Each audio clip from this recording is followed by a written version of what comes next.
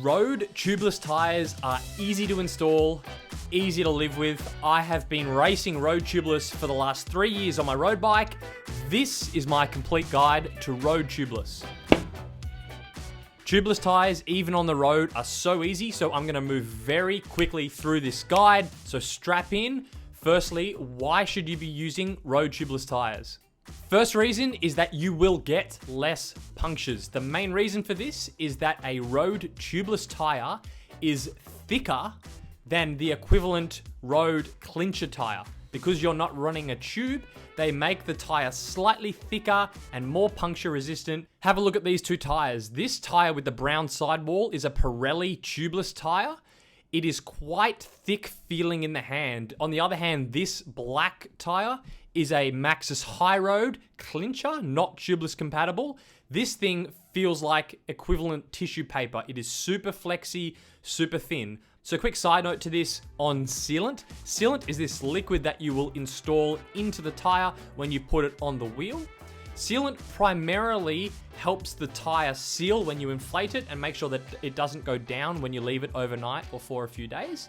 And sometimes it will actually seal a flat. If a thorn goes in or a piece of glass goes in, the sealant can clog the hole, meaning that you can keep riding and the sealant fixes it. In my experience with road tubeless, the ability for sealant to seal a flat on a road tire is fairly limited. I think most of the puncture protection comes from the fact that the tires themselves are more puncture resistant, not necessarily because you're running sealant in them. Just a side note there. Second reason why you should run tubeless is that you can run lower tire pressures, giving you more grip and lower rolling resistance, meaning you go faster without the chance of pinch flattening, which would happen when you have a tube in the tire. You bottom it out and it flats the tube. That's the second reason. Third reason is that tubeless tires are faster. They have a lower rolling resistance, meaning they suck less speed away from you when they're rolling along the road. Here is a list of all the current fastest rolling road tires. Pretty much all of them are tubeless. There's a couple of clinchers in there, but the vast majority are tubeless. Two equivalent tires, same model, same brand. The tubeless tire will be faster than the clincher equivalent.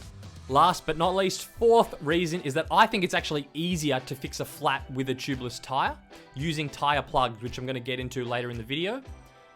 With a clincher tire, a common problem you'll have is you'll take the flatted tube out, you put a new tube in. Sometimes there's a little piece of a thorn or piece of metal stuck in the tire, which will then flat that new tube. It's just a faff. With tubeless, it's super simple. Plug the tire, reinflate, you're good to go. So who should use road tubeless tires? Firstly, if you race, you should use tubeless. They are faster, they give you better grip, and you're less likely to get a flat. It's an absolutely no-brainer if you race your road bike. And then if you ride more than twice per week, I think you should convert to road tubeless. Firstly, just for the extra puncture protection, and then also just for the ease of use of when you get a flat, you just plug it, re-inflate, and you're good to go. I think it's much easier to live with. If you ride once or twice a week, it's probably not that big a deal. You can just live with tubes. It's not the end of the world. How to install tubeless tires. This is super easy. First thing you do is make sure your wheels are ready to go for tubeless. So some of them are tubeless out of the box and won't need rim tape. Others, like this Vision wheel set, will need a rim tape. So all you do is it comes in the box, you just install that rim tape around the inside of the rim, and then you put your tubeless valve in, and you're good to go. Grab your tubeless ready tire, install it halfway over the rim, then make your way around, almost putting the entire tire on, but leaving a slight gap down at the bottom. Then you pour your road sealant in. I think you're supposed to put in around 30 or 40 milliliters. You can measure it out if you want. I just free pour it in. Then rotate the wheel around so the sealant goes down to the other side, and then finish putting the tire on the wheel. Then you just need to inflate the tire using a CO2 canister. This is the easiest and simplest way. So put the regulator onto the valve, open the CO2 up, and then boof, you'll hear the pop sound. And that's the bead sealing against the outside of the rim, and you're good to go. When you're doing this inflation process with the carbon dioxide canister, make sure that you're holding down your thumb just over the top of where the valve is, just to make sure it gets a nice seal when you open the CO2 canister. Make sure the beads are getting pressed out against the outside of the rim. And then finally, just deflate the tire to let that carbon dioxide gas out, and then re-pump it up with regular air from your pump, and just leave that overnight to let it sit. Another side note just on these CO2 canisters, I know it's not the best for the environment, but it's the simplest way to inflate the tires. There are brands like Specialized that make these pump inflators. I don't find these work, they don't have enough pressure, so I wouldn't bother with those. Probably the best thing would be to have a big air compressor. I don't have the money or the space for an air compressor, so I don't use one. But you're also not using inner tubes, so you take away the inner tubes that you would be flatting and going through every year, and I think having a few CO2 canisters to replace that isn't that bad a swap. So then that's it. Tires installed, you're good to go out and ride on the road. So how do you live with this ongoing? First thing I'd recommend doing is buying a Dynaplug Micro Pro. This is a little tubeless plug kit. Do that, stick it in your saddlebag. Then you're gonna go on the road, go for a ride. This is what's gonna happen. Eventually, you're gonna get a flat. Two things will happen.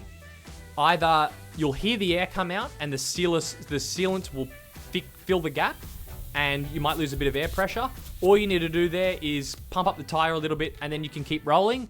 The sealant has fixed that flat and you don't really need to worry about it again. You can just keep riding and live your life as normal, forget it ever happened. Sometimes the hole is too big that sealant doesn't work at all, or you find when you pump up the tire again to your desired inflation pressure, the sealant then sort of pops and the air comes out again.